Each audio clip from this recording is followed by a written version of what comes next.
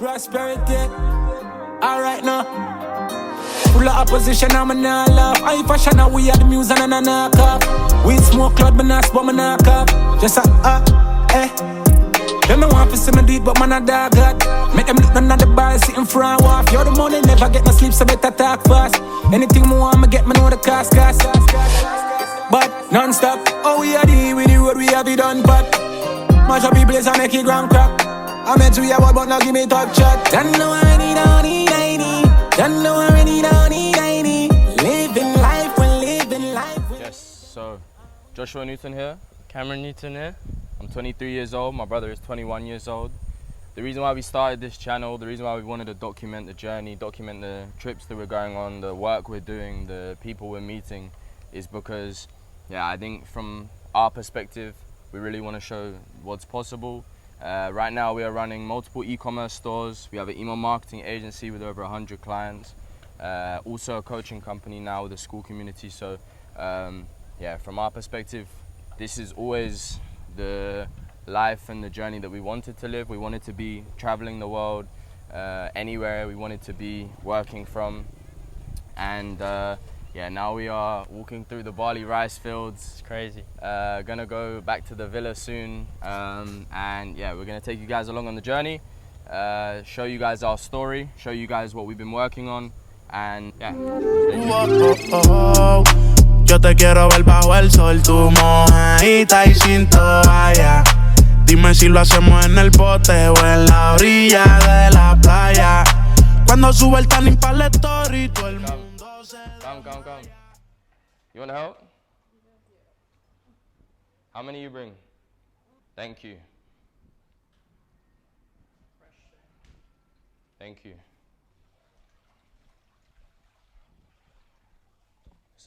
Every day, yeah, Komang, she brings, oh! Bro, these coconuts do it every single time.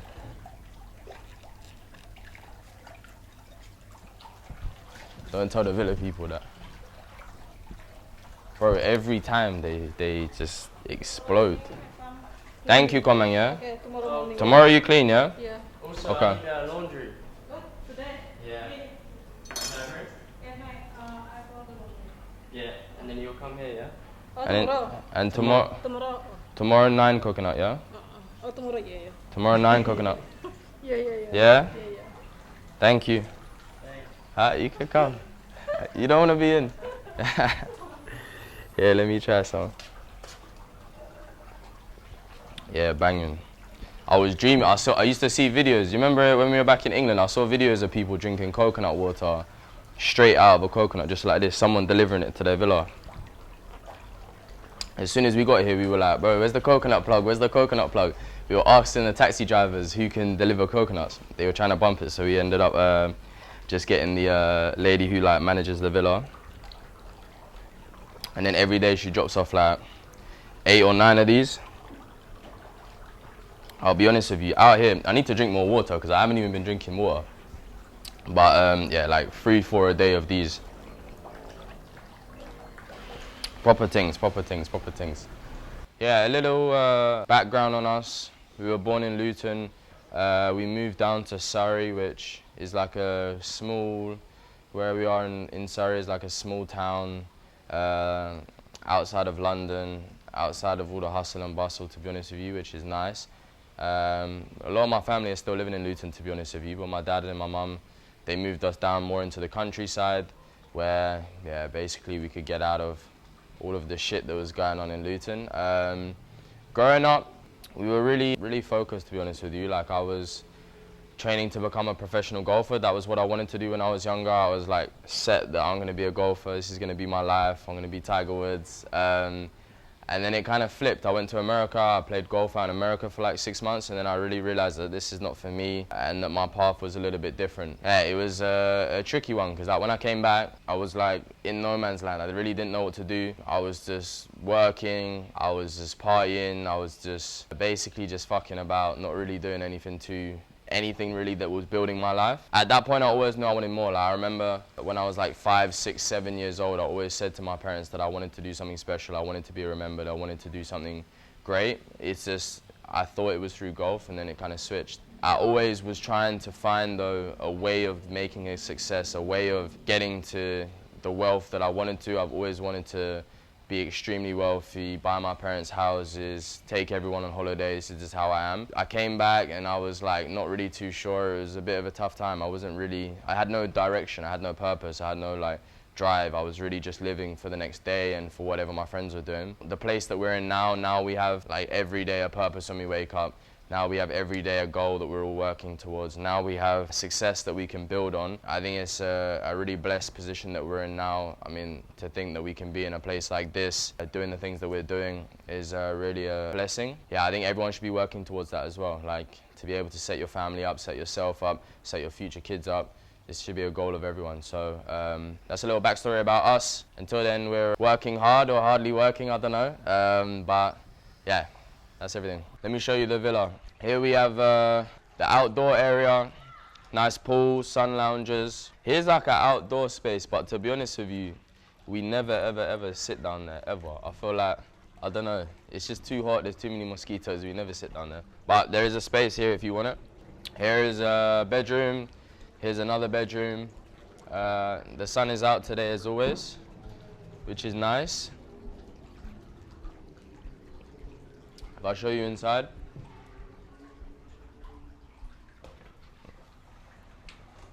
Here we have like, this is the area that we work.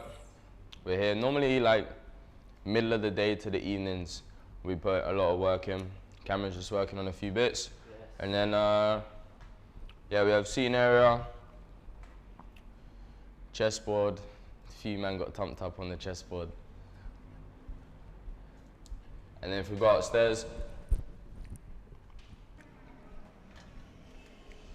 here's like a cinema room, but I'll be honest, we haven't spent like 2 minutes in the cinema room. I feel like if you got time to watch movies and sit and watch Netflix, you're not doing it right. So there's no time for movies and Netflix. We haven't watched any movies in there, but it's there anyway.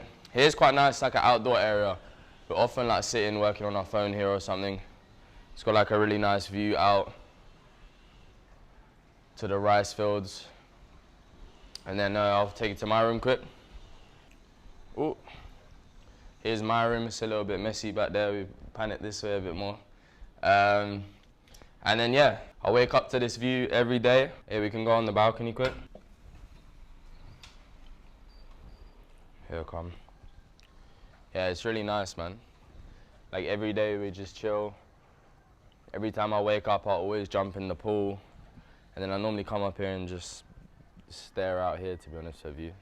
It's addictive just staring out here, especially coming from the UK. Like, you don't see any views like this at all. This is like a proper Bali POV.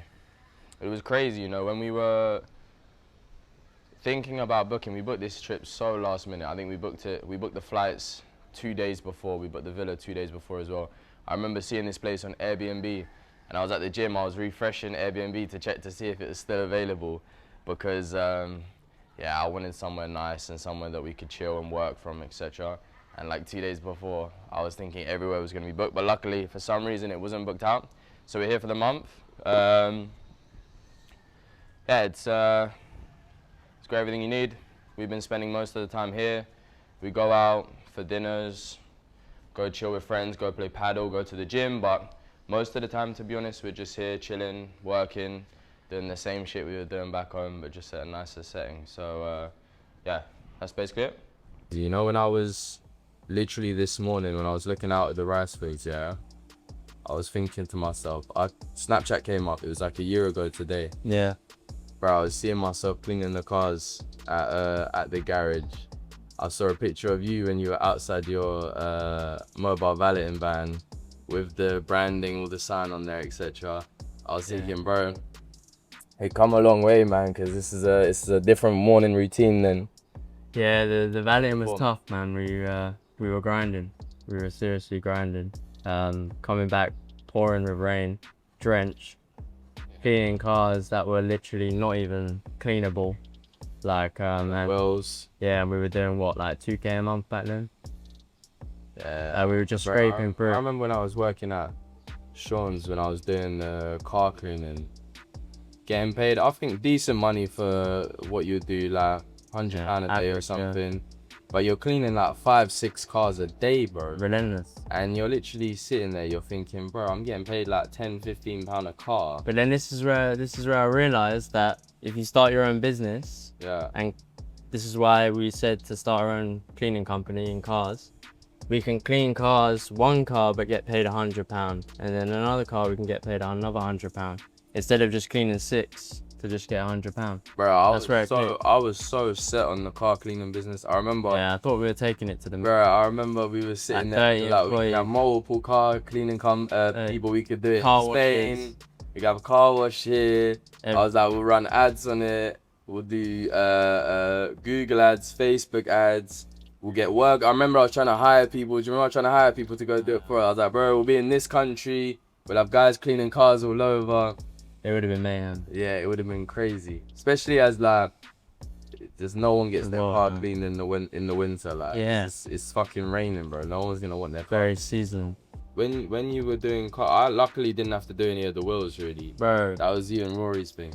When I used to do the wheels, I used to wake up at 6 a.m, get ready. My eyes, I was so tired from the night before. I'd have to drive about an hour and a half to the garage, and we would literally be refurbing wheels just on the floor. Like, you're not even meant to be refurbing wheels like that, but I mean, we were grinding back then. We needed the money. There was nothing else to do at the time, so yeah, we just got our head down, covered in dirt, dust. It was horrible. And then when I was seeing you lot at the golf course with the mobile valet thing, golf course. Yeah, like, these men are hustling. Yeah, we had to go up to people and literally say, do you want your car clean? They're like, no, fuck off, I don't want my car clean. Door knocking people for the valeting. Flyering. I remember we went to the cinema and we used to have the stack of the business cards. Yeah, putting it on the windscreen. Always, no matter what, every time I'm driving a car, I got a stack of the business cards. And everyone's getting flyed, bro. We were dishing them out like just randomly, just hopefully the owner doesn't see it. We were putting business cards on the windscreen, thinking that they would call us. No one called us. No one ever. No one ever. Everyone I used to ask, can I get a flyer or something? They never. Never. But I need your number so I can ring you. No one's ever ringing you back. This is why you need an online business, man. Yeah. Because it's not that kind of thing anymore. It's not that kind of part. The world's changed. Not. Yeah. I don't think I've told anyone this story before, especially like not online or anything, but yeah, one of like the first ever businesses that I created was like a marketing agency back near me in Surrey, and I was basically doing marketing services for just like any local businesses, like restaurants, like local cafes, like car garages, construction companies, anyone who would say they would pay me money to help them with like just simple stuff like websites or their social media or something like this. I was really just trying to get some money online, and it was like my first ever time. And I remember after I decided to start this business, I was literally 2-3 weeks after like watching YouTube videos on it and trying to figure out basically how to even deliver the service and get clients, etc. I managed to get a meeting through a friend of one of my friend's friend who owned a roofing, or I think it was a construction firm. And he decided to do a meeting with me. He said, come down to his house, actually. I had a meeting at his house, which was crazy because it was the first time I was meeting him. But he had like this really nice house, had a meeting there.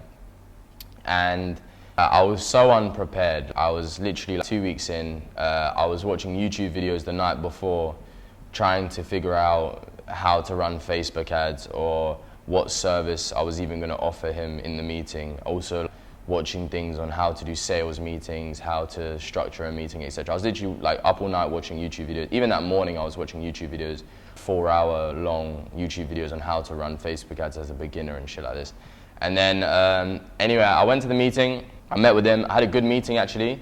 I sold him like a ridiculous price for the experience that I had. I told him it was like £3,500 a month for like Facebook ads and his social media. And basically, he was happy with it. At the time, he shook my hand. He said, yep, everything's good. Send me the invoice tomorrow. I'm going away for a golf trip, and then I'll pay the invoice. So he said, send over the invoice. Let's get started. Really excited, whatever. So I was obviously gassed, because at this point, I've told my mom, my dad, my friends, everyone, my brother, like, I've told everyone like I've just signed this guy for 3.5K. At this point I'd never made more than like 2K a month just from like working a job. So to get like 3,500 a month locked in for like pretty much not much work at all, just a few bits here and there during the week, I was thinking like I've made it. I was like, my goal at that time was to make like 10K in a month. And I really thought, a couple more of these guys, I'm already making 10K a month, I can do whatever I want, blah, I don't have to work anymore. So I was telling everyone, I was gassed. And then the next day I messaged him, I said, yeah, I'm gonna send over the invoice. I sent over the invoice to his email. He said, yep, I've received it, I'll pay it next week, just at a golf tournament, blah, blah. And then next week comes by, I message him just following up, like, hi, kindly just check the invoice, we're ready to get started, excited, blah. And then there was no response. A couple days go by. After then, I'm thinking, okay, maybe he's just waiting. I messaged the mutual friend of ours. I was like, what's going on? I haven't heard from him. Is he okay? He's like, oh, yeah, he's just been busy, blah. He's going to get back to you. He still wants to go ahead. So I'm thinking, okay, cool. And then, yeah, like, till this day, I've never heard back from this guy. I think I'm still waiting for a phone call. That invoice is long due. And yeah, it was tricky, man. At that point, everyone was thinking I've just signed this guy, making money online. They're like, why are you still working, blah? And yeah, at that point, that was like my first real realization that firstly, don't tell anyone until the money's actually in your bank. That was like, after then, I did not tell anyone anything until I literally saw the money in my bank. And secondly, that made me realize, like, to be honest, this wasn't the right business for me. And it was really like after the first couple weeks that I realized that this is not the right business, because like if you can put in all that hard work, if you can do all that good work and get someone to agree, and then it's literally just off like their feeling whether they want to pay you or not. And imagine if like I had commitments and a family and stuff like this to pay for, it would have just been a much deeper situation than what it was for me at the time, because I was young and I could just afford to just carry on working then or try sign someone else. So yeah, that really made me realize that that wasn't the right business for me. It made me realize that I didn't want to have a boss. I didn't want to have someone who was in control of when I was getting paid, when I was able to make money, basically. And then from that moment on, I did the marketing business for a little while, but I really was never interested in it as I was at the start, because I realized that this is not a long-term thing for me, and I was always searching for the next thing. And yeah, I always had like one eye on e-commerce, and I was hearing things about like how high you can scale it and how to get into it, but I never really knew how to get into it correctly. But I was always drawn to it, and then I made the jump, and then since then it's been the best decision ever, to be honest with you, because with e-commerce it's just unlimited scalability. You can do 1K in a day, you can do 10K in a day, you can do 100K in a day, you can do 500K in a day. It really just depends on how you set things up and how hard you work. And I've always been looking for something that I know that, okay, if I put in more work today, I'm actually going to see results next week or tomorrow, for example. Not a business where you can put in all that hard work and then someone can just change their mind and you put in all that hard work for nothing. So yeah, don't tell anyone unless the money's actually in your bank, and yeah, don't celebrate too early, because yeah, that was a humbling experience for me. I've been looking at my life, look at everything I've done, look at everything I lost to go get everything I won. Yeah, they said I got 5 years and they said I got fat, but I'm home now, the only thing fat's the bread that I stack. I'm what these fuckboys are trying to be, that's why they're lying on me. You were seeking validation, I was buying the key. I ain't asking no one to give my flowers, I don't want any flowers when flowers die in a week. Why these diamonds are forever, she wants this to last forever, still deciding if I let her, while I'm writing her a letter. Every time they try and take me out, I seem to prevail. They wanna leave me in jail, still I find peace in a cell. Now I'm looking at my life thinking it's crazy how I ball, I put 4 paintings on the wall. Okay, that about wraps everything up, man. Yeah, we're really pushing hard now. We're bringing you guys along with it. We have a school community where we're going to be teaching everyone how to start a profitable e-commerce store from scratch. $1 a day, we will teach you how to start your own business so you can be living the life like this. We're going to be bringing the next generation along with us. All of our socials are down below, and I think that about wraps everything up. Peace.